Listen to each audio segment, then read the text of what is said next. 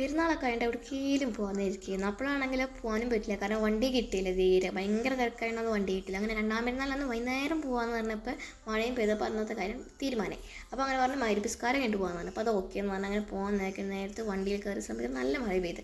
പക്ഷേ എൻ്റെ മുഖത്തെ മഴ കണ്ടാൽ തന്നെ മനസ്സിലാക്കാൻ പറ്റും അത്രത്തോളം നനഞ്ഞത്. ഭാഗ്യത്തിൻ്റെ ഒന്നും ചെയ്യാത്തതുകൊണ്ട് ഒന്നും ഒലിച്ച് പോകാനില്ല. ആകെ ലിപ്സ്റ്റിക് ഇട്ടുകൊണ്ട് അത് സെറ്റ് ആയതുകൊണ്ട് അത് അവിടെ തന്നെ ഇരുന്ന്. അങ്ങനെ അത് കഴിഞ്ഞ് അവിടെ എത്തിക്കുന്നപ്പോൾ നേരെ കറണ്ടും പോയി. അപ്പോൾ സബാഷ് നല്ല ഐശ്വര്യം വന്നപ്പോൾ നല്ല കറണ്ടും പോയി. അങ്ങനെ കുറച്ച് കഴിഞ്ഞപ്പോൾ കറണ്ട് പോയി. ആ ഒരു താപ്പിലിരുന്ന് ഐസ്ക്രീം കഴിച്ച് അത് കഴിഞ്ഞ് രാത്രിയിൽ ആദ്യമായിട്ട് കയറുന്നതുകൊണ്ട് ഭയങ്കര നല്ലൊരു വ്യൂ കാണാൻ പറ്റി.